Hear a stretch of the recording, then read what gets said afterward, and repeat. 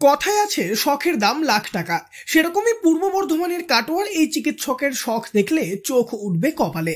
কাটোয়া শহরের জনপ্রিয় চিকিৎসক ডক্টর পি করণ। তার পুরো নাম প্রদীপ কুমার করণ। বর্তমানে বয়স প্রায় 56 বছর। তবে এই বয়সেও তিনি হার মানাবেন তরুণ প্রজন্মকে। আসলে অনেকেই তাকে চেনেন ডাক্তার এবং রাইডার হিসেবে। হ্যাঁ, ডাক্তারের পাশাপাশি তিনি ভালোবাসেন বাইক রাইড করতে। ছোট থেকেই স্বপ্ন ছিল দামি দামি বাইকে চড়বেন, আর সেই স্বপ্নকে তিনি বাস্তবে পরিণত করেছেন। বর্তমানে ডাক্তার পি করণের কাছে রয়েছে প্রায় কোটি টাকার বাইক। মোট 5খানা বাইক রয়েছে, তার মধ্যে 4টেই সুপার বাইক। কোনোটার দাম 10 লাখ তো অন্যটা 24 লক্ষ। এই প্রসঙ্গে তিনি বলেন, এই যেটা দেখছেন সবুজ রঙের গাড়ি, সেটা হচ্ছে কাওয়াসাকি নিনজা ZX 10R। এগুলো অ্যাক্সেসরিজ নিয়ে প্রায় 24 লাখ টাকা দাম পড়বে। তারপরে আছে BMW S1000 RR, এটার দাম প্রায় 27-28 লাখ টাকা পড়বে অ্যাক্সেসরিজ নিয়ে।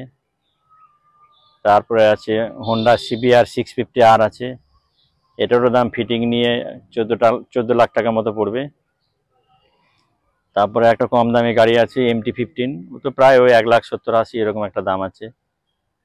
আর একটা আছে কাওয়াসাকি ভার্সিজ 650, এটাও প্রায় 9-10 লাখ টাকা পড়বে অন রোড। তার কলকাতা এবং কাটোয়া শহরে বাড়ি থাকলেও আদি বাড়ি ঘাটালে।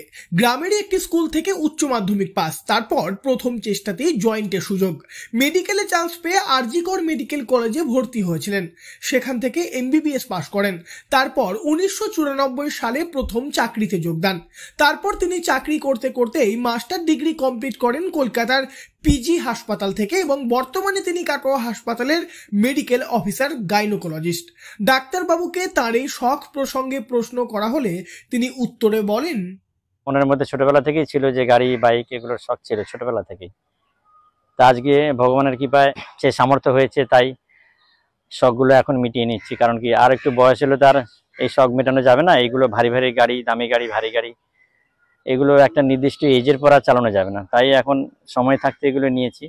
প্রদীপ বাবুর কথায় অনেকে কোটি টাকার বাড়ি কেনে, ফ্ল্যাট কেনে, এমনকি বছরে 2-3 বার বিদেশ ভ্রমণও করে। তবে তিনি সেসব না করে শুধুমাত্র নিজের শখ পূরণের জন্য বাইকের পিছনে টাকা বিনিয়োগ করেন। পরিবারের তরফে বাধা এলেও তিনি শুনতে নারাজ। তিনি স্পষ্ট জানিয়েছেন, পরিবার বাধা তো একটু আধটু দেবেই, সে সব শুনলে হবে? পরিবারের কথা সব শুনলে হবে? নিজেরও তো শখ আছে, স্বাদ আলাদা আছে। পরিবারের কোনো কিছু অভাব রাখিনি, বলার মতন কিছু নেই।